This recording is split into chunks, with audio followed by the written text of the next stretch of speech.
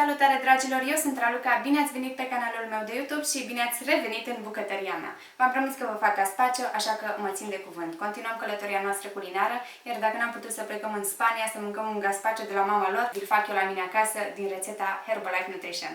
Rețeta este din Cartea de bucate, volumul 1, lansată de curând de Herbalife Nutrition. Știți deja, v-am mai prezentat-o, cartea are o mulțime de rețete foarte ușor de preparat și extrem de delicioase. Așa că, înainte să începem treaba, vreau să vă prezint ingredientele. În ceea ce privesc produsele Herbalife, vom avea nevoie de 2 măsuri din Formula 3, această pudră proteică personalizată, care este bogată în proteină, iar asta ne ajută la consolidarea masei musculare. 2 măsuri vor însemna 2 linguri. Aici am această supă de roșii gourmet, din care vom folosi 3 porții. 3 porții vor însemna 6 linguri mari și 6 linguri mici. Supa aceasta este bogată în fibre de inulină, are 104 calorii per porție, este bogată în proteină și în fibre. Restul ingredientelor sunt un castravete tăiat în bucăți, aici avem 2 cepe mici tăiate în bucăți, un ardei gras verde și 4 căței de usturoi. Aici am oțet de sherry și 1 litru de apă caldă. În partea stângă am, bineînțeles, cartea de bucate, aici am o jumătate de ardei roșu și pătrunjel proaspăt pentru decor, iar aici este farfuria în care o să vă servesc gazpacho. Acum că v-am prezentat ingredientele, putem să începem treaba. Rețeta este foarte ușoară, pentru început trebuie doar să amestecăm pudra proteică personalizată cu supa gourmet într-un litru de apă caldă. Așa că să începem. Pun apa aici. Este foarte important să respectăm măsurile. Apa este caldă. Iar dacă spun 1 litru în rețetă, chiar să punem 1 litru, nu mai mult, nu mai puțin. Acum să punem pudra proteică personalizată. Înseamnă 2 măsuri. 2 măsuri înseamnă 2 linguri. O lingură, 2 linguri. 3 porții din supa de roșii gourmet. 3 porții. Asta înseamnă 6 linguri mari și 6 linguri mici. Trebuie să fiți atenți în spatele cutiei, pentru că aveți acolo indicații. Acolo scrie exact ce înseamnă o porție și exact câte linguri trebuie să puneți. 3, 4, 5, 6. Și acum punem 6 linguri mici. 1, 2, 3, ce frumos miroase, 4, 5 și 6. Acum le amestecăm. Eu le voi amesteca cu acest tel.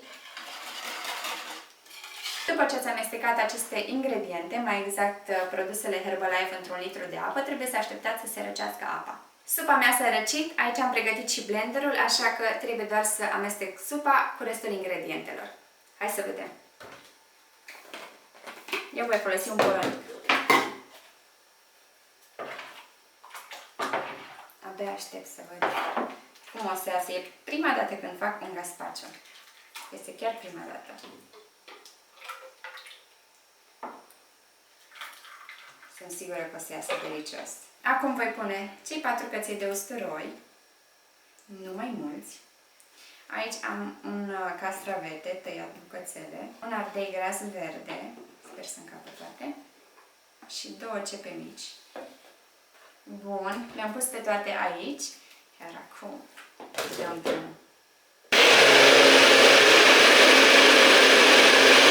Ia să vedem ce am făcut aici. Super! Adăugăm 100 de ml de oțet de sherry.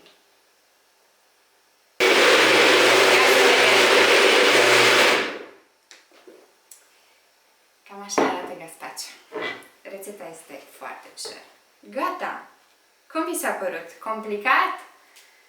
Asta este tot. Aici este supa gazpacho. Trebuie să o punem într-o farfurie și să o ținem o oră la frigider. După aceea putem să o savurăm. Eu am aici o farfurie pregătită în care voi pune gazpacho. Așa voi face.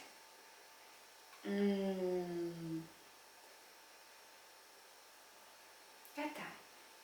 Acum o să punem la frigider. Ne vedem peste o oră. După ce a stat o oră la frigider, putem să o savurăm, dar înainte vreau să decorez, pentru că așa arată în carte. Așa că voi tăia acest ardei, bucățele, cubulețe, sau cum vreți voi să-l tăiați, cum vă place. La decor puteți să vă jucați, este foarte important în ingrediente să nu adăugați și altceva, să respectați gramajele și ingredientele. Le voi tăia, uite, așa deasupra. Iar acolo am pătrunjel proaspăt cules din grădina mamei mele. Voi lua de aici puțin. Și îl voi tăia. Ia să vedem. Sunt o norocoasă că mama are o grădină foarte bogată și ne aduce doar produse proaspete, culese de ea, de mânuțele ei. Vreau să pun deasupra pătrunjel. Wow, ce drăguț arată! Sunt foarte încântată. Și un pic de ardei gras roșu.